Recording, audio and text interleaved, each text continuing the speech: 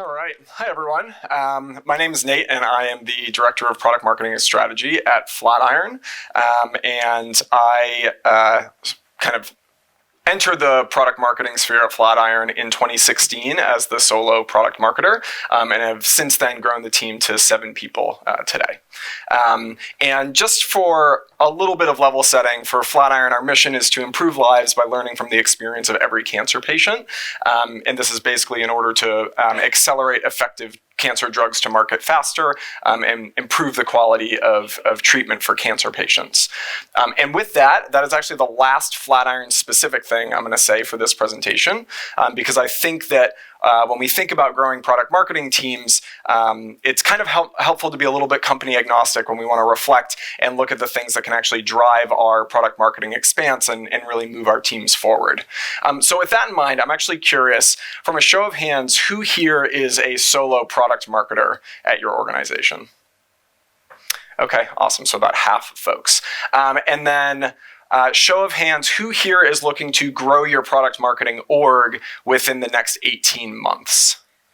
Okay, great. So it looks like the kind of grand majority there. And that's pretty typical from what I've seen. It's kind of a ubiquitous thing to think about the amount of work that we have on our plates as product marketers, and to really drive the organization and our teams forward. It requires more resource, and that more resource often comes from actually growing the presence of the team. So what I want to focus on today is actually just sharing my experience and my mistakes in kind of building some of this uncharted territory that I went through from growing from a solo product marketer to a team of 7. And I think that, when we actually think through the actual expansion of the team, one of the things that I want to really be forward and admit with you all is that I failed a lot. Like, I failed a ton doing this. It was like trip on your shoelace, like face plant. It was like running on the opposite side of the team banner. It was like having your 8-month-old puppy give you a black eye before you give your first product marketing summit presentation. But I think the thing that's really important when we think about growing a team and thinking about these bumps and bruises that you get along the way is to have kind of that growth mindset and understand that with every single mistake and with every single kind of bump in the road comes a learning opportunity that can help you flow more seamlessly as you do this kind of over and over again and really learn from that. So what I want to talk to you about for the next 20 minutes is really 5 steps to product marketing team growth that I experienced. And what I'd love for you is to kind of be thinking through as this presentation goes along, what are the things that resonate with you? What are the questions that you have? And I know we're going to try to save a little bit of time at the end to answer some of those. So with that, let's go ahead and dive right in. The way that I kind of think about growing a product marketing team is with this cyclical representation here. So the first step is perspire, then pre-wire, hire, inspire, and then TBD. We'll talk about that one at the end here. So to dig into the first step, we have perspire. So really what I mean by perspire is, how do you deliver quality, high-value work? So when I started product marketing at Flatiron, I kind of had this mentality of, I was the solo product marketer at this company. I really need to prove value. So therefore, I'm going to take as many things onto my plate as I can in order to kind of prove that value and drive those stakeholder relationships. So I was getting myself involved in things like event planning. I was getting myself involved in kind of other customer calls and internally customer support trainings. And what I realized, kind of after doing this a little bit, was that just because I had a ton of items checked off on my done list didn't actually equate to high impact value that I could be providing to the org from a product marketing standpoint. And so I kind of pivoted my thought a little bit there and decided to focus on the market part of product marketing and really go out in the field with sales. And I kind of became a road warrior for about 6 months. And I was going with sales to prospect pitches, with customer success to all of their current client roadmap presentations and kind of interactions there.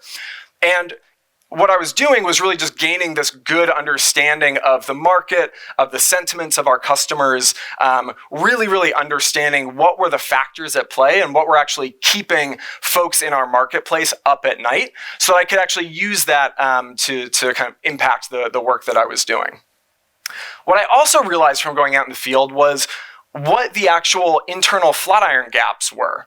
So I was experiencing conversations with customer success reps who had no idea how to talk about the things that were over 4 weeks out in our roadmap. They also had no idea on specifically what was going to be released within the next 2 weeks because things were just changing so much. So I decided to take it upon myself and chat with some product managers and come up with this thing that I called a product release update. And as you can see here, it was just like a super janky Google sheet that I threw together that basically just had, here are the things coming out in the next 2 weeks. Here are the things coming out in 2 to 4 weeks. And then after 4 weeks, here is our best guess from the product manager's mouth on like where we're actually investing and when you can be expecting that. As you can see from the descriptions, this wasn't like super in-depth, right? It was not a full description of the feature, of the functionality, of everything that was going on. But it was really just kind of a quick, almost release note, but extending it beyond to see what's coming down the pipe. And when I put this together, I actually was really hesitant after I kind of took a step back and looked at this. Because I realized that in looking at all of the features and the things that were coming out, this didn't really satisfy the asks or the needs that I was hearing from these customer success and sales team members, because it didn't go that in depth. It didn't really talk about all of the things that were happening with this feature and how do you position it. And so it was one of those emails that like you write up and you look at and you take a deep breath before you send it, because you're just like wincing at the backlash that might come, because you're going to have to like redo everything or actually create more work than what you anticipated. But I decided to send it anyway. I said, okay, I'm going to send this to our client-facing team members. And so I hit send, and to my surprise, 10 minutes later, I get a ping, and it says, Nate, this is awesome. Thank you so much for sending. And this was from our VP of Business Development. And I thought in my head, wow, this was totally not for you, but like, thank you for providing that feedback. That's cool. I appreciate that. And then within the next hour, I got a bunch of responses from BD, but also other teams that were basically saying, whoa, like, thank you so much for doing this. Yeah, a tear just fell from my eye. That was a nice one.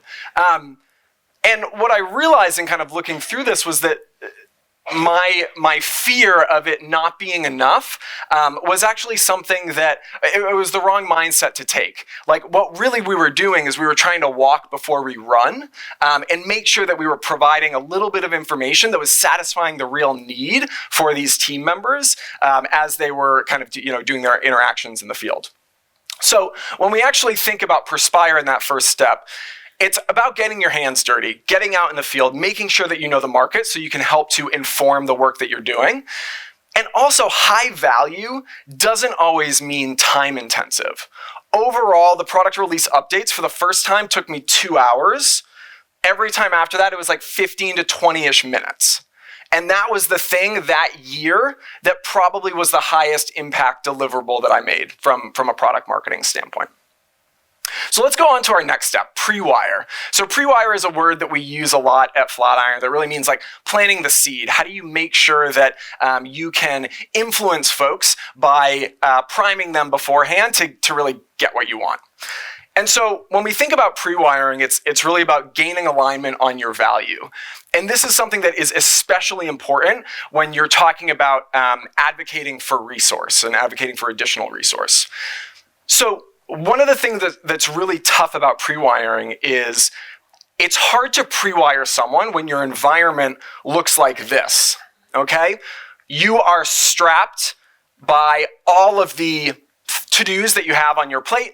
You're not able to complete all those and also do the other things that are probably coming your way. Your stakeholders are like really in the same boat. They have a ton on their plate, and their first thought isn't thinking about kind of nourishing that understanding of how additional resource is going to help their team.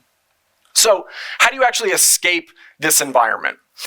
the thing that I learned in kind of having these stakeholder meetings at Flatiron was one particular question that really helped to give me kind of a litmus test as to how we were tracking from a product marketing standpoint.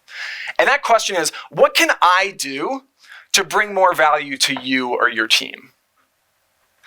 And this is a question that I actually asked every single month to all of my key stakeholders that were being impacted by the outputs that I had.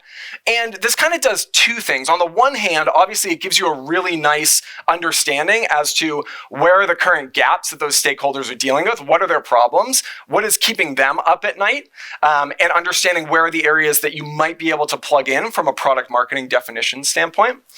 But then on the other hand, it also gives you a really nice signal to know how are these stakeholders thinking about the product marketing identity within our organization. And over time, you can help to kind of supplement that and direct them in the right way so that we can kind of get towards that elusive product marketing definition that Rachel was just mentioning here. And one of the things that I learned was, in having these conversations, I understood, okay, great, we have all of this value. I'm really understanding where we can invest. And so I kind of got really jacked up and I went up to my boss and I said, great, I think it's time. I want more resource to grow the product marketing team beyond myself. And his response was, why? Obviously. And I said, well, because I'm really overwhelmed and I can't get to everything that really needs to get done. And the response that I got, which was totally fair, was, okay, well, I think we should do a better job of prioritizing then. Has anyone else heard that? Where you're kind of talking about more resource, but it's about prioritization? Yeah. So that's totally fair. And obviously from a business standpoint, it makes a ton of sense. But I had this feeling and I had this instinct that the work that I was doing was already really high value. And I was actually slipping on other high value things that I thought in actually the goodness of my heart would help the organization grow. So I decided to take a step back. And what I did was actually what I would call a stoplight analysis. And this is not anything that's super scientific. But basically, I decided to think through all of the different stakeholders and stakeholder teams that I had. And for each stakeholder, I would write down in green, what is a task that I am consistently delivering for that team? So no matter what, that's going to get done. Then in yellow, I would write, what are the tasks that sometimes are getting done, but it's definitely not consistent. They can't really count on me for it, but it might get delivered. And then in red, what are the things that I can't complete currently? Just straight up want to do, but can't actually complete them. And in doing this, what it allowed me to do was take a more objective stance when I had these conversations with stakeholders and with my own boss to say, hey, here are all of the things that I'm consistently completing and here's what's at risk. If we were to get on one more person, one more product marketing manager, here are all of the yellow and red things that would actually turn to green, or the reds that might turn to yellow. And so that was actually a way to have a very directed conversation about how we could prove that resource. And it really helped with the buy-in, especially across the stakeholders, because they could visually see what are all the things that my team is missing out on, and the things that I've expressed was a current gap that Nate can't do, but if he had another person, they might be able to deliver for us.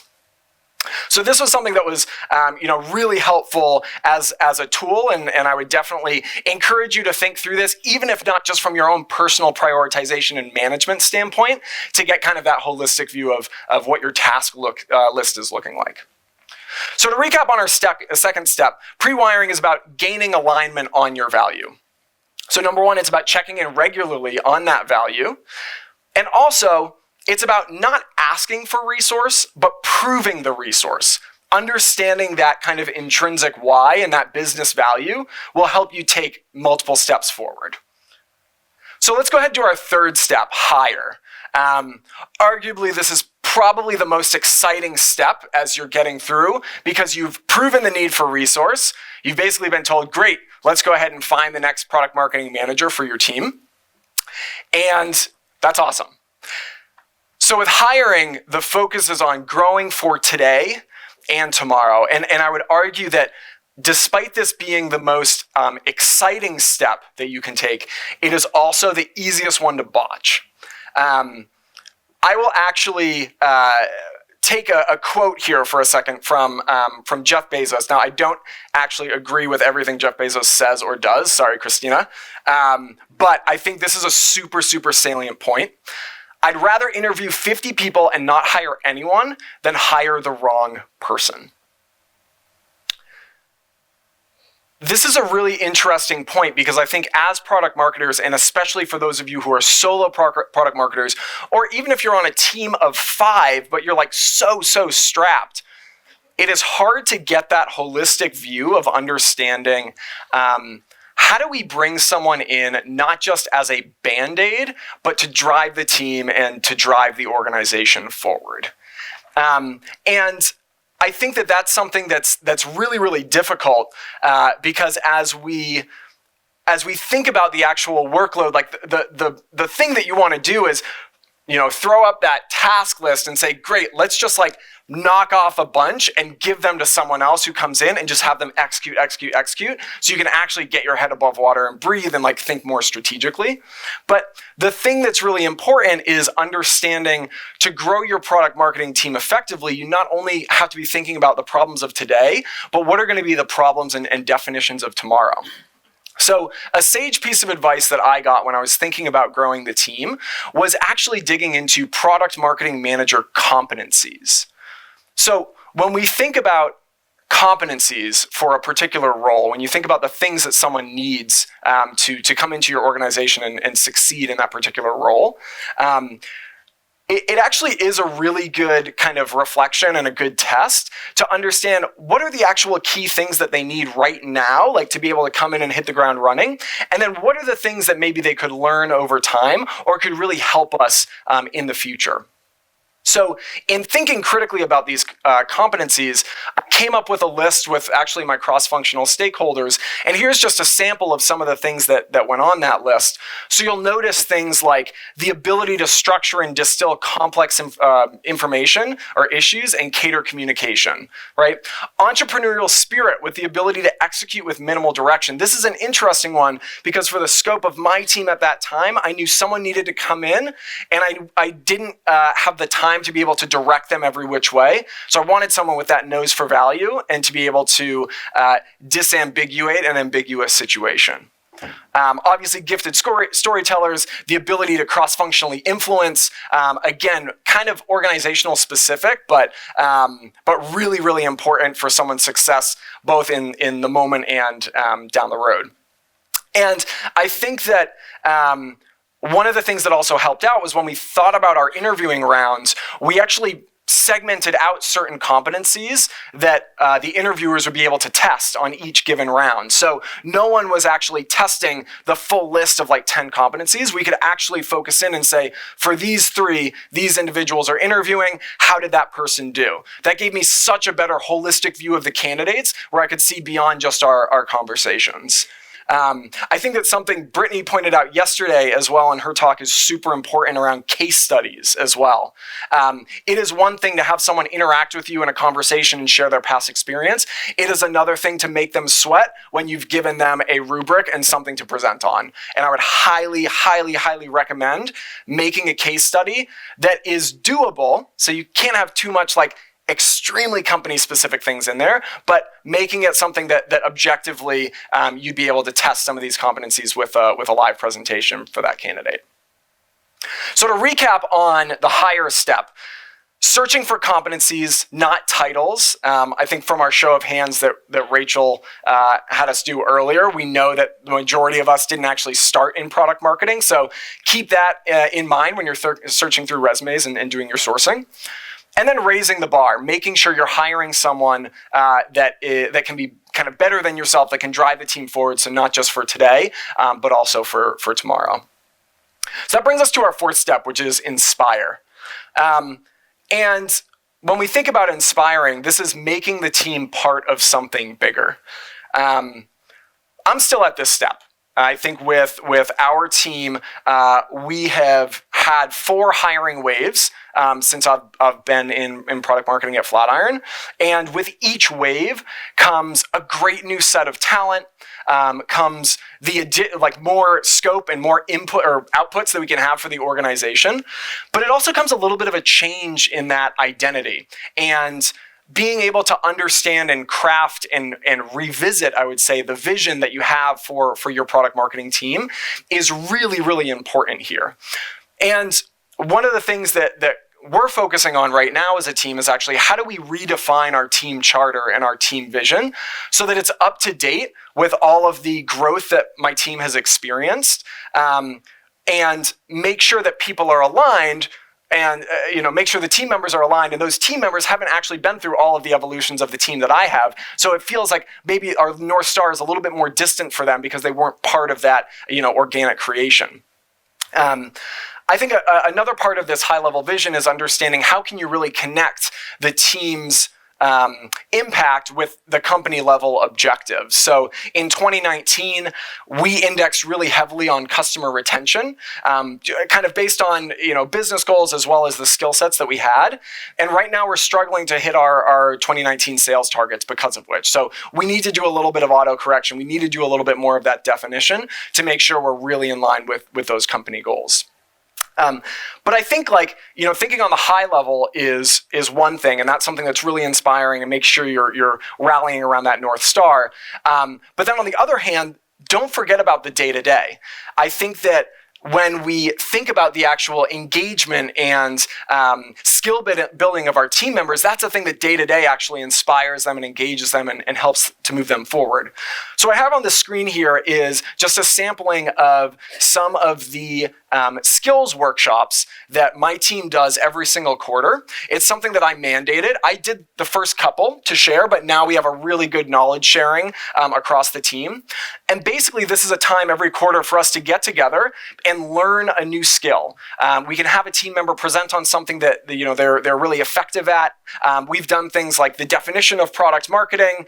We've done things like internal influencing skills, features versus benefits messaging. So it can get really, really tactical.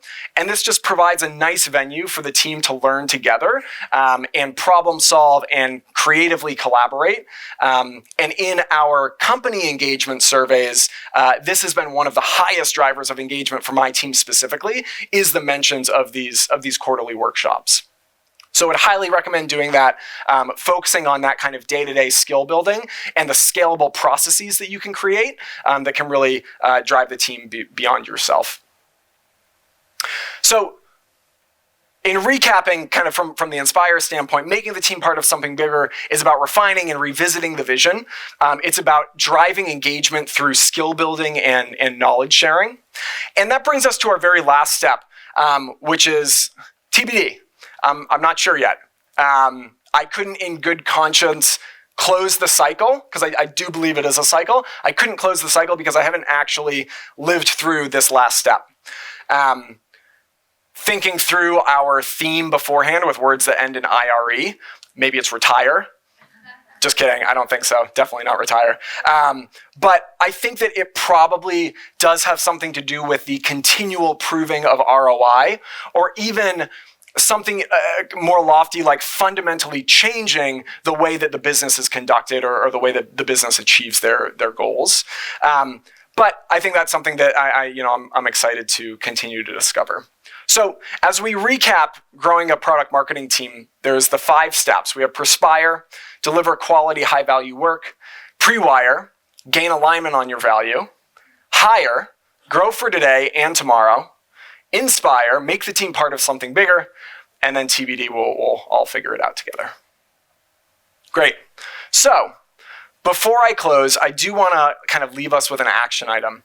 One of the things that personally I find is the biggest risk about these workshops is you come in and you get really, really excited and you hear all of these amazing best practices and you want to take them back to work, but then you get in tomorrow morning and you have 140 emails and all of your project deadlines are slipping, and all of a sudden those best practices go to the wayside and you don't think about them. So in order to make this a little bit more real, what I would encourage everyone to do is write down the step that you feel the least confident in right now for your team. And I'd love for you to use the peers at the conference and beyond to chat through some ideas and really soundboard some ways that you can think about growing your team and think about ways that that's been done in the past. And then obviously get in touch with me anytime, share questions, thoughts, feedback. Gmail up there. My Flatiron email address is nbrown@flatiron.com. LinkedIn is linked here, but you can also search there. Really appreciate the time. Thanks so much. Do we have time for questions? Okay, cool. Thank you. Thanks, Nate. Yeah, any questions? Let me grind the mic just so that for recording purposes, it gets picked up. Hi. I actually have two questions. The first one is when you ask your stakeholders about how, like, what can I do to bring more value to you or your team? If they say something, which I'm sure inevitably they do, about like work that should actually go to another team, do you immediately redirect them, or would you just kind of like intake that, take a beat, and maybe come back to them after you've kind of like synthesized everything else? That's question one. Yeah, that's a great question. Let me take a stab at that one first. So I think what's really important is digging down to actually understand the why behind why they're requesting that thing. So oftentimes people might be requesting very surface level or symptom type things rather than the actual inherent problem. And so I think in digging down to the why and getting that understanding, if you come to a place that is very clearly not within the realm of product marketing, then I think that can be a conversation in talking about how do you kind of influence their understanding of where product marketing plugs in from a value standpoint and where you actually don't. But one of the keys is not being too trigger happy on saying, well, that's not product marketing, because it might be an inherent issue that actually is in our world. Thanks. The second question is on the interviews. I thought those competencies were great, but aside from case studies, how else were you finding that you could really uncover that competency in conversation with the candidate? Yeah. So I think there's kind of a three-pronged approach that we take to interviewing. The first is testing competencies behaviorally. So that's basically, in your experience, how have you exhibited X, Y, or Z, or, share an experience when. The second is hypothetically. So giving them a real work type situation that doesn't actually need that much context surrounding it, and asking them to operate in this hypothetical world and what would they do, and what's kind of have them explain their thought process. And then third would be case study. So I think having a separate time for case study is always helpful, because seeing how the candidate prepares as well is something that's a really nice signal. But that mix of behavioral and hypothetical is really nice to see how have they done these things in their past, and then how do they think on their feet, and how are they in a hypothetical situation. Yeah. Great. Thank you.